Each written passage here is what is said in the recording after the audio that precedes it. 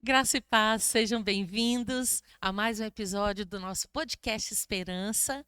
E desde já eu já te peço para ir aí dando seu like, fazendo um comentário. Se você quiser compartilhar também com alguém que tem interesse, né, nesses assuntos relacionados a aconselhamento bíblico, então você já vai aí compartilhando com todos que você conhece também. E nesse episódio de hoje, né, a gente está aqui contando com a presença da Gisele Nogueira. A Gisele, que é uma filha amada de Deus, né? Formada na formação é dentista, né, Gisele? Sim. Mas hoje a Gisele não está atuando como dentista, mas ela lidera aqui o nosso Ministério da Terceira Idade, né? Da melhor idade. E hoje a gente está aqui junto, né, Gisele, para poder falar um pouquinho sobre qual tema? O bom uso e o mau uso das escrituras no aconselhamento. No E eu aconselhamento queria falar que é um bíblico. prazer estar aqui. É uma honra sempre que a gente pode falar sobre a palavra de Deus, né? É uma alegria. Amém, amém. É muito bom ter você aqui com a gente também. Gisele, por que você acha que é importante a gente falar nesse tema do bom uso e do mau uso das escrituras no aconselhamento bíblico? Pois é, antes da gente falar exatamente do porquê que é importante, eu acho importante a gente conceituar o que seria esse mau uso das escrituras no aconselhamento, né?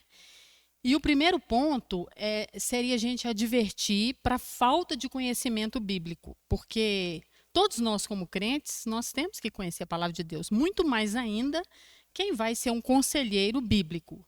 E Jesus mesmo adverte, a gente vê lá em Mateus 22, quando naquela questão dele com os saduceus, ele diz lá para eles, aquela questão da ressurreição, que eles não criam e tal, errais não conhecendo as escrituras. Ou seja, está errado quando você não conhece a Bíblia. A gente vê Paulo também falando em Efésios sobre os filhos da luz em oposição aos filhos das trevas, e ele diz lá, tratando de descobrir o que é agradável ao Senhor. Como é que você vai descobrir o que é agradável ao Senhor? Se você conhecer a palavra. E ele também fala lá em Colossenses 3 que a palavra de Cristo habite ricamente em vós. Então, E aí, depois do habite ricamente em vós, instruí-vos e aconselhar-vos. Então, quer isso dizer, antes de instruir e aconselhar, né, a palavra de Deus tem que habitar ricamente no meu coração. tem que habitar. Então, tem que conhecer e tem que ter uma interpretação correta também. Porque, às vezes, se a interpretação está errada, o aconselhamento também não vai estar, né? De acordo com aquilo que Deus quer. E aí, eu queria destacar duas coisas que eu achei muito interessantes que eu li nesse artigo do Jay Adams, que ele dá dois exemplos de erros sérios na interpretação da Bíblia. Primeiro, naquele texto lá de Tiago 1, 22 a 24. Sejam praticantes da palavra, não somente ouvintes. É porque quem não pratica assemelha-se àquele que contempla o seu rosto natural no espelho, pois contempla a si mesmo, se retira e logo se esquece como é a sua aparência, né? E qual é a interpretação que deram para isso aí? Diga-me o que você encontra na Bíblia e eu lhe direi quem você é. Ou seja, a Bíblia é um espelho, né? Você vai projetar os seus conceitos e ela vai refletir isso para você de volta. E nós sabemos muito bem que não é isso que a palavra de Deus está dizendo, né? E outra também que, assim, talvez mais absurda ainda, Jesus na cruz, lá em Lucas 23, quando ele fala, Pai, perdoa-lhes, porque não sabem o que fazem. A interpretação foi, já tem um perdão dado para você, que você não precisa de se arrepender, que você não precisa de confessar. O Porque perdão Deus entende, né? Afinal, eles não sabem o que fazem. entende, exatamente. Então, é importante falar disso e conceituar e falar por quê. Porque o erro no aconselhamento, ele causa feridas nas pessoas, feridas profundas, emocionais, espirituais. E um detalhe, falta de confronto também, porque às vezes o confronto é necessário. E só para citar, porque a palavra de Deus ela é muito rica, ela é muito profunda, e às vezes ela não é fácil. Às vezes você precisa de apoio, de ajuda para entender. Então, um exemplo que a gente até conversou outro dia sobre os 3 primeiros capítulos do livro de Oséias. Se você pegar aqueles 3 primeiros capítulos e ler sem um apoio, sem um aprofundamento, você não vai entender. Deus primeiro manda o profeta casar com uma prostituta. Aí tem lá 3 filhos com ela, cada um com um nome mais mal colocado que o outro. Uma lá é Lohuami, que é não amada. Não, Lohuamá. E Loami é o outro que é não meu povo. Aí você fala, gente, mas que nomes estranhos, né? Por que não colocou Jacó, Abraão, Isaac? E aí depois, no segundo capítulo, Deus manda ele abandonar aquela mulher, porque traiu. E no terceiro capítulo, ele manda ele ir lá e resgatar a mulher. Ele vai e compra a mulher de volta. Então, se você, e esses 3 capítulos são base para entender o livro. Então, se você ler isso, muitas pessoas não vão entender. Então, você precisa realmente reconhecer que a interpretação é fundamental e muitas vezes tem que ter um apoio. Porque senão, não vai conseguir. Exatamente. E o que, que a Bíblia diz, Gisele, sobre essa, né? A gente falou um pouquinho, né, sobre essa questão da importância, né, o problema do mau uso das escrituras, mas o que, que a Bíblia fala sobre essa importância de interpretar corretamente essas escrituras? A gente viu que as consequências do mau uso é esse, né? A pessoa sai ferida, né? Uhum. A pessoa talvez até receber um conselho que não vem de Deus, né? Vem da própria elucidação ali do dito conselheiro, né? Mas o que, que a Bíblia fala sobre essa importância da gente usar bem? Quais são esses benefícios de usar bem a palavra de Deus no aconselhamento? Uhum. Bom, primeiro eu acho que a gente deve lembrar lá da segunda carta de Paulo a Timóteo, no capítulo 3, quando ele fala que toda a escritura é inspirada por Deus e útil para repreensão, para correção, para educação na justiça, a fim de que o servo de Deus seja perfeito e perfeitamente habilitado para toda boa obra. Ok, então a função da escritura, né? Mas ela só vai ser correção, ser educação, ser ensino, se ela for corretamente interpretada. Porque senão você pode usar para manipular, usar para validar algum conceito que você quer. Então, você tem que estar sempre atento a isso. E uma coisa interessante, quando a gente vê, lá em Atos 17, quando os crentes de Bereia são elogiados, eles são chamados de mais nobres que os de Tessalônica. Por quê? Examinavam se aquilo que estava sendo pregado era aquilo que estava ali mesmo, né? Então, a Bíblia é muito clara sobre o bom uso dela na correta interpretação é o que vai fazer com que ela produza os frutos que ela tem que produzir, né? A importância da interpretação, né, para não ferir pessoas apenas, porque se você usa o aconselhamento bíblico apenas como uma ferramenta para dar uma lição de moral, né, ou para tentar consertar a pessoa, né, causa danos. Provérbios que diz que como um galo na mão de um bêbado, assim é o provérbio, a sabedoria na boca do insensato, né? Só vai servir para bater, para machucar e para ferir. Você imagina um bêbado com um galho de espinho na mão, né? Sem coordenação, dando paulada para todo lado. Então, é muito importante isso, né? Esse bom uso das escrituras. E aí, na sua pergunta, você perguntou também de consequência, né? Isso. Consequência. Aí, acho que a coisa fica ainda mais séria, né? Quando a gente vai prestar atenção no que a própria Bíblia fala. Sim. Então, a gente tem lá Pedro, na segunda carta dele, lá no capítulo 3, no versículo 16, o que ele fala? Ele fala que, cita as cartas de Paulo, né? Fala que nelas tem realmente coisas difíceis de entender, né? Porque a gente já falou aqui. E aí ele fala que alguns deturparão, assim como deturparão as demais escrituras, para a própria destruição deles. Então, o que é isso aqui? É juízo. É um juízo de Deus para quem brinca com a Bíblia. Gálatas 1:8, o que Paulo fala lá? Que se alguém, nós, ele até se inclui, o mesmo anjo, vier e anunciar outro evangelho, seja anátema. Então, isso é uma maldição, vai ser maldito, né? Em Apocalipse, lá no final do livro, finalzinho, capítulo 22, João fala que se alguém adicionar alguma coisa ao que foi dito, os flagelos desse livro serão adicionados. E se alguém tirar qualquer coisa, a parte dele na árvore da vida vai ser tirada. Isso é sofrimento, isso é separação de Deus. Então, eu acho que a Bíblia é muito clara quando ela nos adverte sobre não usá-la de forma errada, né? Uma interpretação errada, porque é juízo, é maldição, é afastamento mesmo de Deus, né?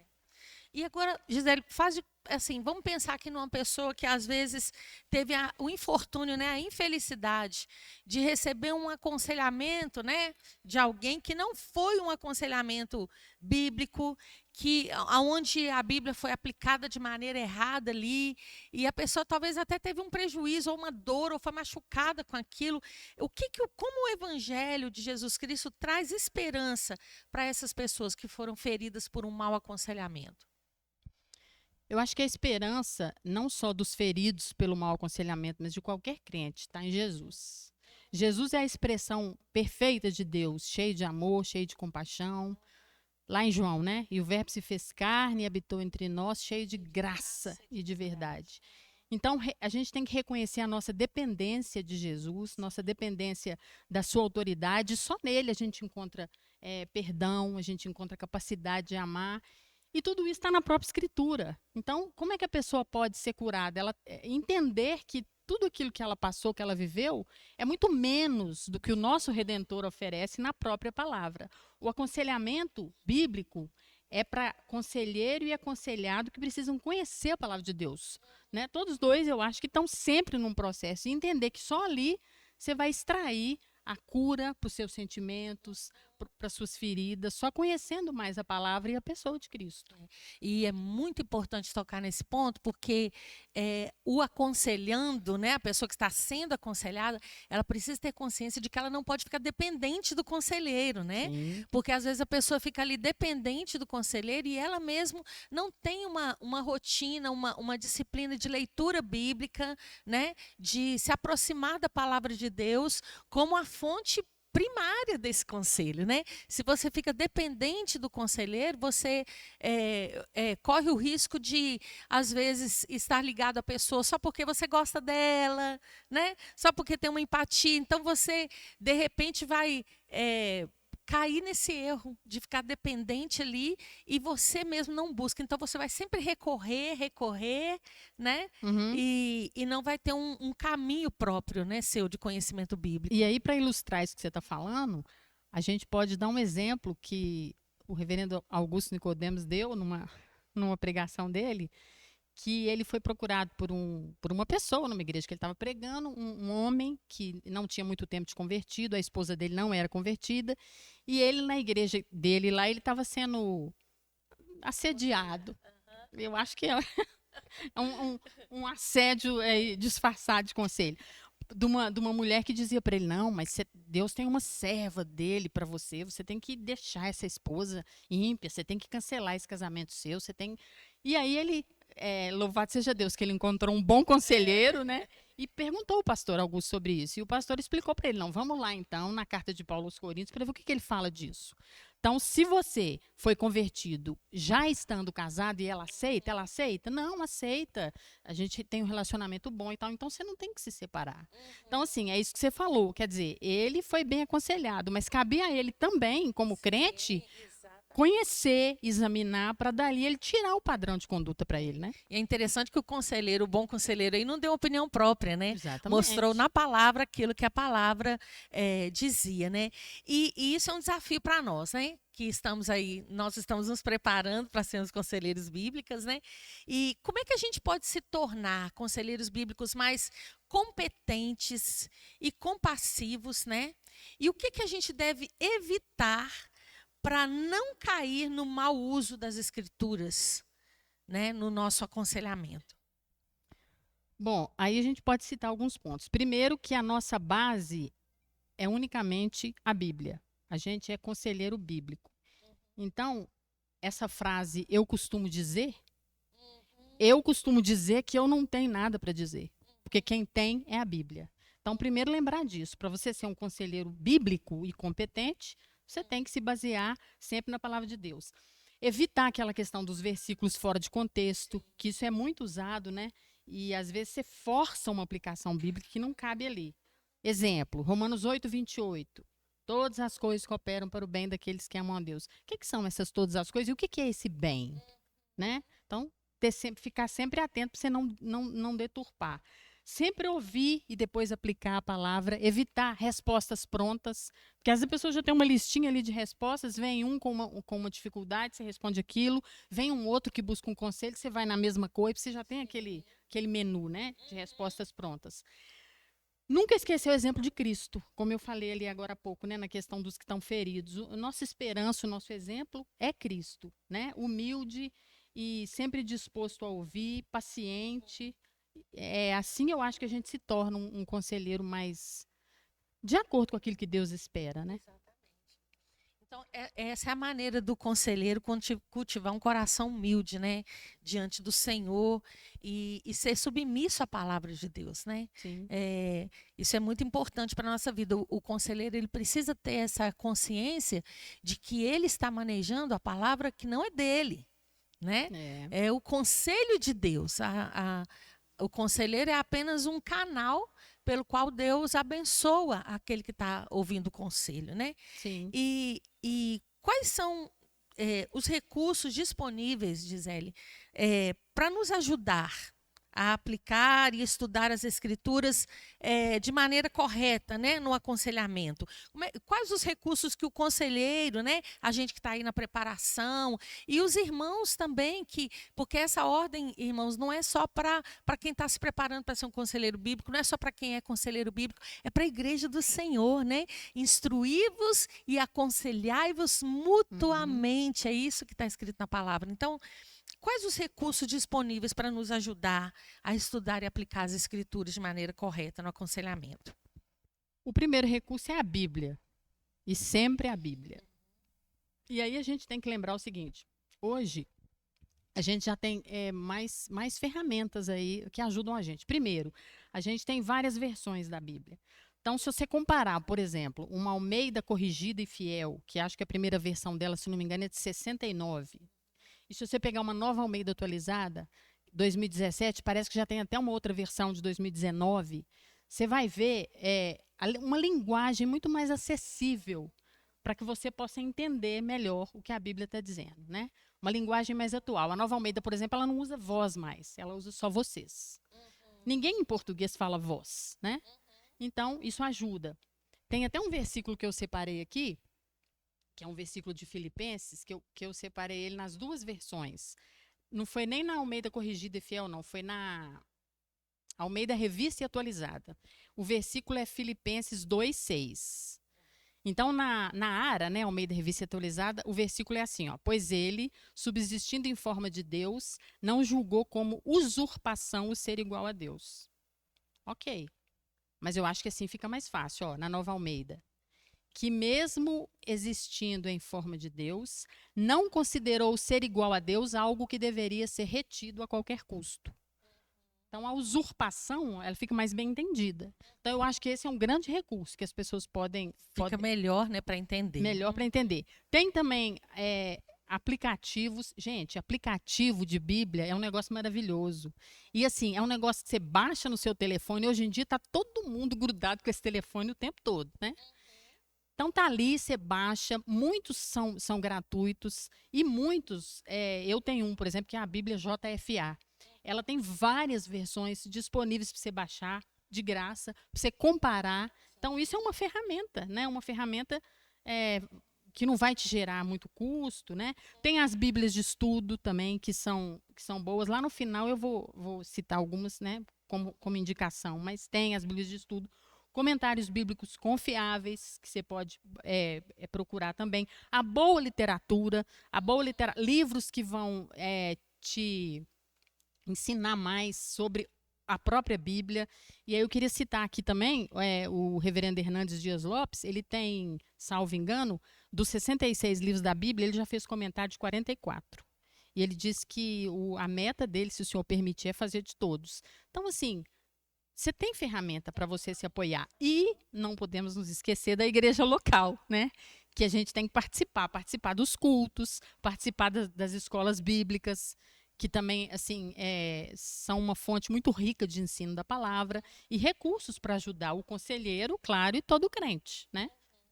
Exatamente. Agora, voltando na questão da atitude dos conselheiros bíblicos, né? Como é assim na sua vida pessoal, né? Porque, como conselheiros, a gente precisa ter cuidado de não virar um profissional da Bíblia, né? Aquela pessoa que conhece, que sabe tudo de cor e tal, mas que só estuda a Bíblia para aplicar na vida do outro, né?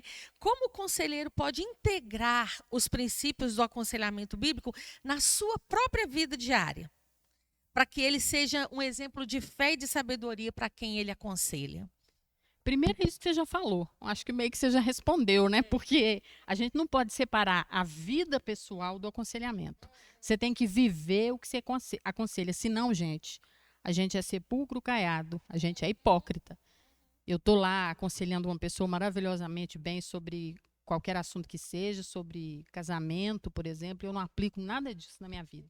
Então, primeiro é não separar. Alimentar continuamente da palavra, viver o que a palavra ensina. Salmo 119, 105. Lâmpada para os meus pés é a tua palavra e luz para os meus caminhos. Quer dizer, se é luz para os meus caminhos, vai me guiar na caminhada. Então, eu tenho que aplicar, eu tenho que viver, né? É uma coisa também essencial, você cultivar uma vida de oração, porque isso também faz toda a diferença, porque você tem que se colocar sempre na dependência de Deus e do Espírito Santo. Viver em comunidade, prestar contas, por mais difícil que isso seja, às vezes é, mas você tem que ter esse exercício. Ter compaixão e sabedoria ao aconselhar. E qual que é o princípio da sabedoria? O temor do Senhor, né? E ter uma vida Esses de dias testemunho. até interromper um pouquinho sobre isso do temor do Senhor. Esses dias eu estava ouvindo uma palestra do Jonas Madureira, ele falava isso, né, sobre o temor de se aproximar da palavra de Deus, com esse temor, né, de que é Deus falando com você. Você não pode perder isso, porque se você perde isso, você vira um profissional da Bíblia, né? Você estuda só com o fim de aplicar na vida dos outros, né? Aquilo que eu vou ensinar para os outros, né? Exato. E nunca para mim mesmo. É valorizar, né? Às vezes quando eu pego a Bíblia, eu fico pensando, meu Deus, que grandiosidade que a gente tem aqui. A palavra do Deus Todo-Poderoso, que criou o universo, se importou com a gente a ponto de deixar as instruções para você viver, né? Então, eu acho que o principal ponto aí dessa pergunta é: você tem que viver o que você está aconselhando. Você não pode ser sepulcro caiado, você não pode ser hipócrita, né? Tem que viver. Que bom. E, Gisele, você falou aí, né, que ia indicar a questão da Bíblia, né? Bíblias de estudo, recomendar para nós. E que outros livros também, né? A gente viu aqui que a Bíblia é a nossa fonte primária, mas a gente tem muitos irmãos aí, né, com talentos dados pelo Senhor, que têm contribuído muito para o Ministério de Aconselhamento com material, né, com artigos. O que você poderia recomendar para nós aí, para a gente usar no aconselhamento bíblico? Sim, essas recomendações aqui são recomendações do núcleo, né? Do núcleo Esperança aqui da igreja. Então, a gente tem 2 artigos, que foi os artigos que eu li, um eu já até citei aqui, que é a interpretação da Bíblia e o aconselhamento, do Jay Adams. Aqueles exemplos lá de uma interpretação que eu dei estão no artigo dele, um artigo muito bom. Às vezes você fica até meio assim, né, sem acreditar no que você está lendo. E Aconselhe a Palavra, do David Powlison, que foi outro artigo também interessante que eu li. E, além disso, 3 livros aqui que o núcleo recomenda. Competente para Aconselhar, também do Jay Adams. Vendo com Novos Olhos, do David Powlison. E Instrumentos nas Mãos do Redentor, do Paul Tripp. Então, são literaturas que o núcleo recomenda e que eu acho que são importantes para quem entra no caminho do aconselhamento, né? Verdade, muito importante. Vai atrás aí desses livros que vão te ajudar bastante. A gente está terminando, mas antes da gente terminar, Gisele, que conselho final você daria para alguém que está começando a se envolver no Ministério de Aconselhamento? Quais os conselhos que você daria para essa pessoa? Primeiro conselho que eu dou é o que está lá em Oséias 3, parte A. Conheçamos e prossigamos em conhecer o Senhor. Porque se nós não fizermos isso, a gente não é competente nem para estar vivendo aquilo que a palavra ensina, nem para guiar a nossa vida, né? Quanto mais aconselhar alguém. E aí, o aconselhamento bíblico, ele não é uma técnica, né? É um ministério de amor, de graça. Então, a gente tem que confiar acima de tudo em Deus, confiar acima de tudo que a palavra não é nossa, mas é de Deus, e que quem faz a obra não somos nós, é o Espírito Santo. Ele é que faz a obra, ele é que convence. Então, a gente nunca pode esquecer isso. Mas algumas coisas são a nossa parte fazer. Primeiro, eu acho, aquilo que Lutero falou, né? Que eu pensei que quando eu fui convertido, o meu velho homem tinha sido acabado, matado ali, mas eu vi que não, que eu tenho que matar todo dia. E o que Jesus fala lá em Lucas? Lucas é o único que dá esse detalhe aqui, ó, Lucas 9, 23. Se alguém quer vir após mim, negue a si mesmo, Dia a dia. Lucas é o único que fala, dia a dia. Tome a sua cruz e siga-me. Então, é sem entender que a sua natureza humana, na maioria das vezes, ou pelo menos em muitas vezes, não vai te chamar com aquela ânsia para você fechar sua porta e se dobrar diante de Deus e para ler a palavra. Acho que foi até você que comentou uma vez comigo de um puritano que disse: ore até que você tenha vontade de orar. Então, a gente tem que matar esse velho homem todo dia, né? Isso é importante. E aí, voltando àquilo que eu já tinha falado lá, as ferramentas que eu acho que são importantes. Então, como Bíblia de estudo, e que eu acho que elas são muito valiosas, eu indico 3 que eu conheço, né? Que é a tradicional Genebra, né? A Nova Almeida atualizada, ela tem uma Bíblia de estudo muito boa. E tem também a Bíblia de estudo da Fé Reformada, que ela os comentários são do R6 Pro. Ela é menorzinha, ela é mais concisa, porque a Nova Almeida é difícil até se transportar. Mas ela é mais compacta e tem uns comentários muito bons também, muito pertinentes, né? Com relação a comentários bíblicos, eu tenho um do D.A. Carson, que também é um comentário bom. Existe a necessidade, às vezes, de uns filtros, mas é um comentário bom. Tem a boa literatura, que eu acabei de citar o Hernandes, e eu não posso deixar de falar do reverendo Augusto Nicodemos. Não é pastor latria, eu acho que nós temos pastores muito bons no Brasil, não só pastores presbiterianos, mas o reverendo Augusto Nicodemos, para mim hoje, ele é o melhor expositor bíblico do Brasil e talvez do mundo. Sabe por quê? Porque ele explica a Bíblia com profundidade e com simplicidade. Então, internet hoje é uma coisa que, assim, eu acho que se a gente for fazer uma pesquisa aí, sei lá, acho que pelo menos uns 90% da população tem. Então, não é uma coisa que vai te trazer mais custo. Então, pesquisa lá. Augusto Nicodemos, Gênesis. Ele tem uma série em Gênesis maravilhosa, profunda. E ele vai, gente, verso a verso. Então, você quer aprender a Bíblia, você vai aprender. Romanos, são 68 pregações. O livro de Romanos tem 16 capítulos, 68 pregações. Você aprende. E assim tem várias séries. Então, eu aconselho. Você está na sua casa, você está no seu dia a dia. Fazendo suas tarefas domésticas. Isso. Né? Vai escutando põe ali. um foninho lá. Tem foninho baratinho também. Põe um foninho, clica lá e aprende e escuta, porque muda. Eu posso falar para vocês, experiência minha mesmo, inclusive com a pandemia, se alguma coisa boa a pandemia trouxe, eu acho que a gente pode falar isso. A gente tinha que buscar mais recursos, porque as igrejas estavam fechadas, tinha os cultos online, mas às vezes a gente achava pouco. E aí eu conheci muito desse lado, assim.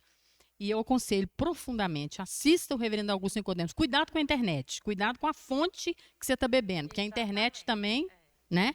Tem coisas terríveis, mas... Do mesmo jeito, tem pastores bons, né? Tem umas coisas meio estranhas que a gente vê também, Bastante. Né? Mas você quer uma indicação sem erro, Augusto Nicodemos. Isso aí. Gisele, muito obrigada, viu? Foi muito bom conversar sobre esse assunto com você. Você que é conselheiro bíblico, você que está se preparando, você que é membro de igreja, às vezes você olha para isso e fala assim, não, isso aí não é para mim, é para você, meu irmão. Você foi salvo em Cristo Jesus, você faz parte do corpo de Cristo, essa palavra é para você. O versículo não é instruí-vos e aconselhai-vos com pastores e conselheiros, não, é instruí-vos e aconselhai-vos uns aos outros, mutuamente, né? É mutuamente, a gente precisa viver essa mutualidade. Então, talvez você não vai ter tanta facilidade quanto a pessoa que tem, né? Que às vezes gosta ali mais do estudo e tal, mas você foi chamado por Deus também para essa tarefa. Então, não fuja disso, até mesmo porque não tem como fugir, né? No seu meio você vai encontrar necessidade muitas vezes dentro da sua família, de dar um conselho, então que não seja você aconselhando, principalmente porque você viu que hoje, né, que a gente aconselha a palavra de Deus. Que o Senhor possa te abençoar, que o Senhor nos abençoe. Mais uma vez, muito obrigada, Gisele. Até o próximo episódio. Deus abençoe você. Amém.